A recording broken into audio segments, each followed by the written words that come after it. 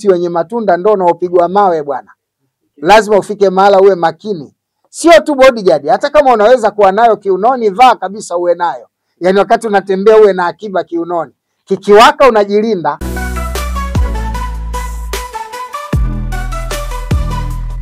Kuexpose matatizo yenu mtandaoni, nataka nikwambie kitu vijana wangu. Katika maisha ya mwanadamu hakuna aliye mbaya moja kwa moja wala aliye mzuri moja kwa moja.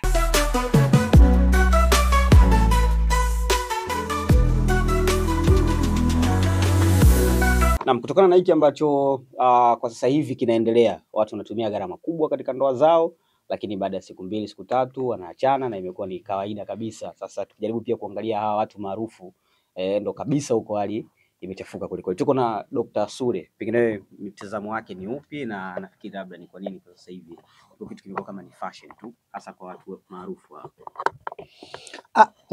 Ndoa zinazovunjika sio za watu maarufu, hata za wasio watu maarufu zinavunjika. Isipokuwa za watu maarufu mnazifahamu kwa sababu nyingi zinakuwa exposed mtandaoni. Kwa hiyo inawarahisishia watu wengi kujua kwamba ndoa ya fulani imevunjika. Lakini ziko ndoa nyingine za watu pangu pakavu tia mchuzi mtaani huko za kutosha tu, wanamalizana hata mwezi hauishi. Lakini nini chanzo cha msingi cha kuvunjika kwa ndoa nyingi? Ni kutokutambua malengo ya ndoa. Yaani watu wanaoana bila ya kutambuana wanahitaji nini. Mara nyingi mwanamume anaingia kwenye ndoa bila ya kutambua anahitaji nini kwa mwanamke, na mwanamke anaingia kwenye ndoa bila ya kutambua anahitaji nini kwa mwanamume. Kwa sababu hiyo tu inapelekea, kwa kuwa mnatofautiana malengo ya kuingia kwenye ndoa, muda mfupi baada ya kuingia kwenye ndoa mnashindwa kuimanage ndoa. Jambo hilo linapelekea mmoja kugive up na mwisho wa siku ndoa kuvunjika.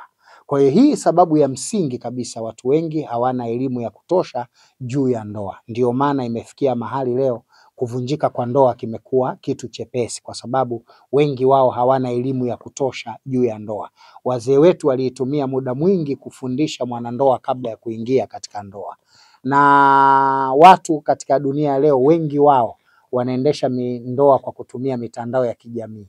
Inafika mahala mtu anamwangalia mtu kwenye mtandao wa kijamii, lifestyle anayoishi Sule kwenye ndoa zake, na mwingine anataka aishi hivyo bila ya kujali kwamba aina ya maisha ya Sule ni tofauti na maisha ya mtu mwingine. Kutokana na sababu hizo wanajikuta wanandoa wanashindwa kudumu katika ndoa, kwa sababu kila mmoja anakuwa na malengo yake katika ndoa, ambapo wanaposhindwa kujua na kutambua madhumuni ya kuingia kwenye ndoa na haki za kila mmoja wao katika ndoa, mwisho wa siku ndoa inavunjika kirahisi.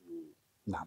Sawa, kama watu maarufu ndoa zao kwa sababu ndio vioo vya jamii. Kuna haja sasa ya kuzitumia gharama kubwa, ama una kipi cha kuambia? Kutumia gharama kubwa kwenye ndoa ni kitu kingine na kuvunjika ndoa ni kitu kingine. Kutumia gharama kubwa katika ndoa ni kuifanya heshima yako. Unajua wakati mwingine unafanya kitu kwa heshima. Maskini anakaa kwenye kilago na mkeka, lakini mwenye pesa yake anakaa kwenye kiti cha milioni 10. Haina maana hakitaharibika. Kilago kitafika mwisho, kitaharibika, na wakati huo aliyekaa kiti cha milioni 10 cha leather sofa ambacho kina nesa na spring na chenyewe kitakwisha pia. Tofauti yake tu ukakinunua ghali, ukakinunua rahisi, huyu atachukua muda mfupi, huyu atachukua muda mrefu, lakini mwisho wa siku kitaisha. Kwa hiyo hata ndoa, kutumia fedha nyingi kuoana au kutumia fedha chache kuoana hakumaanishi kwamba hiyo ndio inakuwa sababu ya kuvunjika kwa ndoa. Kuvunjika kwa ndoa kunakuja kwa misingi ya wanandoa kutambua malengo yaliyoweka kwenye ndoa na kutambuana wanandoa Mwenyezi Mungu anataka muishije. Yaani mwanadamu anatakiwa ajue madhaifu ya mwanamume ni yapi ya kimaumbile na madhaifu ya mwanamke ni yapi ya kimaumbile. Unajua Mwenyezi Mungu alivyotuumba sisi wanadamu, wanamume tuna madhaifu yetu ya kimaumbile, nature ambayo huwezi kuepuka. Mwanamke akiingia kwenye ndoa bila ya kujua madhaifu ya mwanamume, nature ya madhaifu ya kimaumbile ya mwanamume, basi ikiwa hicho ndio kwake kikwazo, hawezi kuolewa, na akiolewa hataweza kudumu katika ndoa, kwa sababu kila mwanamume atakayekutana naye atakutana na hizo nature za kimaumbile ambazo Mungu kamuumba nazo mwanamume, na mwanamke pia anazo nature zake za kimaumbile ambazo Mungu kamuumba nazo. Mwanamume anatakiwa kutambua kwamba hizi ndio tabia nature za kike, yani haziepukiki. Mwanamke yote hizo anazo, kama sio zote chache, lakini lazima awe nazo. Kwa hiyo mwanamume anatakiwa kutambua kwamba hizi ndio tabia za kimaumbile za mwanamke ambazo nitakutana nazo katika maisha yako, katika maisha yangu. Kutokana na muktadha huo, kila atakapokuwa anataka kuoa au ameshaoa, lazima atathmini kwa kina nini atakutana nacho kwa mwanamke, na akikutana nacho ajue hiki ni cha kimaumbile ambacho akifundishwa hakibadiliki, hiki si cha kimaumbile akifundishwa kinaweza kubadilika, kwa sababu mwanadamu ziko tabia zinafundishika na ziko tabia hata ufanyeje hafundishiki, kwa sababu ndo kanuni yake ya kimaumbile. Kimsingi kuzungumza ndoa za mtu ni makosa, kwa sababu yule ni binadamu, na kwenye ndoa unajua ni siri kubwa sana. Watu wanakaa chumbani, wana mengi wanayapitia. Unaweza ukamlaumu, kumbe ndio yuko sawa. Unaweza ukasema yuko sawa, kumbe anakosea, na hakuna mtu mwenye ushahidi wa kina juu ya ndoa zake kuvunjika. Tatizo liko kwa aina ya wanawake au yeye mwanamume. Lakini msingi wa yote katika ndoa ule niliosema hapo awali, kwamba mwanamke ana maumbile yake yanayofundishika, yani ana tabia ambazo unaweza kuzibadili, na mwanamke ana tabia ambazo hazibadiliki. Zile zisizobadilika ni nature, hizo huwezi kuondoa. Zinazobadilika zile anaweza kubadilika. Na mwanamume pia yuko hivyo. Sasa mnapokutana watu wawili ambao huyu ana positive na huyu ana positive, zikikutana hamwezi kufika. Kwa sababu mwisho wa siku huyu anataka hiki, huyu hicho kitu naye hakitaki. Sasa hakuna anayeweza kumvumilia mwenzake. Mwisho wa siku mnakwenda kushindana. Manake inakuwa kama sumaku. Badala ya positive na negative ya positive na positive, ukizigusisha zinakimbiana, ukizigusisha zinakimbiana. Kwa hiyo nature ya maumbile nayo ni chanzo cha kuvunjika kwa mahusiano na ndoa. Okay, sawa. Nitaka kuongezea tu, kwa sababu wewe ni mtu wa dini na mtu wa imani. Kuna baadhi ya watumishi wa Mungu wamekuwa sasa hivi wanatembea na mabodyguard. Kwa maana kwamba kama watu ambao wanawapa ulinzi. Kwa jinsi ambavyo umekuwa mtu wa imani na muda mrefu, pengine labda watumishi wa Mungu kutembea na bodyguard labda ni kitu sahihi, labda au pengine sio sawa? Sahihi sana. Hata mimi bodyguard ninaye. Si umemkuta chini pale ana mwili mkubwa? Labda kwa nini? Adui na mbaya wa leo anaweza kuwa msaada na akiba ya kesho. Ukigombana na mtu usimalize maneno ya chuki, ukifurahiana na mtu usimalize maneno ya furaha. Adui anaweza kuwa rafiki na rafiki anaweza kuwa adui. Shida ya vijana wengi, maisha yao ya ndoa yanaanzia mtandaoni, na kwa sababu hiyo yanajikuta yanaishia mtandaoni. Sasa kumalizia na kuishia mtandaoni ndio kunakochangia tatizo kubwa kwenye maisha yao. Bodyguard ni muhimu. Ngoja nikwambie kitu. Yako maeneo Mungu anakulinda kwa nafasi yake. Yako maeneo unahitaji msaidizi. Kadiri unavyokuwa famous, unakuwa kwanza na maadui wengi. Lakini pia inaweza kukufanya maisha yako yakawa riski, kwa sababu huwezi kujua adui ni nani na anakuja kwa njia gani. Hutakiwi kushikana mkono na mtu wakati wowote. Hata hao mitume na manabii walikuwa na maswahaba na walikuwa ni walinzi wao. Ndio maana Yesu alikuwa na watu 12. Alipokamatwa Yesu, Petro alitoa upanga akamkata mtu sikio. Si Wakristo tunaamini hivyo? Kwamba Yesu alichomoa upanga na Petro alichomoa upanga akamkata mtu sikio. Kwani swali linakuja, Yesu anahudumiwa na Mungu, Petro kwa nini akate mtu sikio? Na yeye alikuwa anajua pale yuko na mtu ambaye Mungu yuko naye. Hata ukitishuka uchawi pale anaweza kuupuliza tu ukatoka. Kwa hiyo kuwa na mlinzi sio shida. Shida ni maisha yako wakati uko na mlinzi. Yaani usijivune, usijikweze, usijiweke peke yako, usione watu wengine hawana thamani. Atumike mlinzi pale inapobidi, pale isipobidi basi uwe flexible, watu wanaweza kufikia. Ndio maana nyinyi mmekuja kwangu hapa, mjakaguliwa vitambulisho pale, na mlinzi yupo, kwa sababu tayari nyinyi waandishi mnajulikana watu salama, tumekuja tunazungumza. Lakini anapokuja mtu ambaye anataka kuniattack ama wana mashaka naye, lazima mlinzi atachukua nafasi yake. Lakini mimi naweza kuwa kwenye misafara, tunazunguka sehemu, mtu anataka tu kuja kukushika mkono na wewe uko na jambo la haraka, lazima kuwepo na mtu ambaye atasimamia protocol kwamba muda huu unaweza kuzungumza, muda huu hapana. Hayo yanahitajika katika maisha. Kwa hiyo kiongozi wa dini kuwa na bodyguard sio kosa, sio kosa. Famous yoyote kuwa na bodyguard sio kosa, kwa sababu mti wenye matunda ndio unaopigwa mawe bwana. Lazima ufike mahala uwe makini. Sio tu bodyguard, hata kama unaweza kuwa nayo kiunoni, vaa kabisa uwe nayo. Yaani wakati unatembea uwe na akiba kiunoni. Kikiwaka unajilinda, ndio maisha yanavyotaka. Japo mimi sina. Sawa, labda una lolote Kwenye hili la ndoa na kuvunjika kwa ndoa, ni waase vijana na watu wazima, kabla ya kuingia kwenye ndoa ni vizuri kupata muda wa kutambua mahitaji yenu ya ndoa na malengo ya kila mmoja ya kuingia kwenye ndoa, lakini pia kutambua weakness za female na male, weakness za wanawake na weakness za wanamume. Tutambue mwanamke anapoingia kwenye ndoa akijua weakness za asili za wanamume, itakuwa rahisi kuvumilia, akajua kabisa kwamba hii ndio weakness ya kiume, haiepukiki. Nitatoa tu mfano mdogo. Mwanamume yote anapenda kuaminiwa. Mwanamume yoyote anapenda kuaminiwa, ya kwanza. Alafu mwanamume yote anapenda kuheshimiwa. Sasa mwanamke ukaingia kwenye ndoa, hata wewe una hela nyingi, yeye maskini, usipomwamini na kumheshimu hamwezi kudumu. Kwa sababu yeye mwisho wa siku ule wanamume wake utachukua nafasi, pesa yako itapotea. Mwisho wa siku atajiona ananyanyasika, mtaachana tu. Mwanamume anapenda sana kuaminiwa, mwanamume anapenda sana kuthaminiwa. Sio una pesa ambia wewe mwanamume gani bwana, unajua ungekuwa kama baba fulani ushaleta matatizo nyumbani. Ndio hivyo. Lakini mwanamke anapenda umjali. Wanawake nature maumbile yao wanapenda kujali. Mwanamke usipomtafuta masaa 5 mfululizo, anaanza kujiuliza maswali, nani anakushughulisha? Sasa hiyo ni nature. Usipomjua tabia hiyo ya mwanamke, mtagombana kila siku. Kwa sababu wanawake mara nyingi malalamiko yao kwa wanamume, mbona siku hizi umebadilika? Kimuuliza kwa nini? Mbona unipigii simu sana? Mbona uniambii unanipenda? Mwanamke anaweza kuuliza unanipenda? Mmetoka kulala, mshafanya tendo la ndoa, kakwambia asante, mnamaliza kunywa chai anakuuliza unanipenda?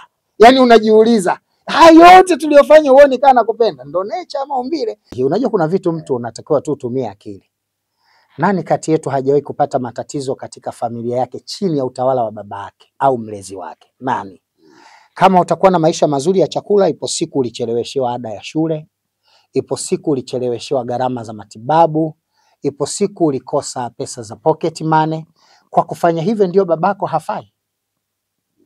Kwa kuwa tu kuna siku ulikosa ada ya shule kwa wakati ndio babako hafai? Kwamba wewe umezaliwa na baba bogus kwa sababu tu ulichelewa ada? Watu wanaona kama baba ndio ambaye anatakiwa atekeleze vitu ili mtoto aweze kukaa. Ndio nauliza sasa, wote sisi wa Tanzania, nani anaweza kusema katika maisha yake ya makuzi hajawahi kukutana na changamoto yoyote katika familia yao, kila kitu alikipata kwa wakati? Nani anaweza kusema maneno hayo?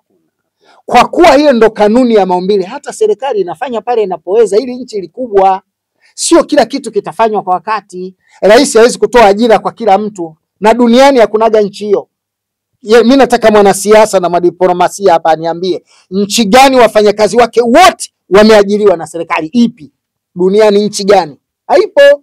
Hata Marekani haipo. Wako wa Marekani hawana kazi. Wapo wa Marekani wanalipwa mishahara tena posho za mwezi kwa kukosa kazi. Wako Ujerumani wanalipwa posho za mwezi kwa kukosa kazi. Wapo wa Faransa wanalipwa posho za mwezi kwa kukosa kazi. Sasa kupungukiwa kwa baadhi ya mambo hakuifanyi serikali isiwe imetekeleza majukumu na wajibu wake. Serikali inatekeleza majukumu na wajibu wake kulingana na nafasi na uwezo uliopo kwa wakati husika.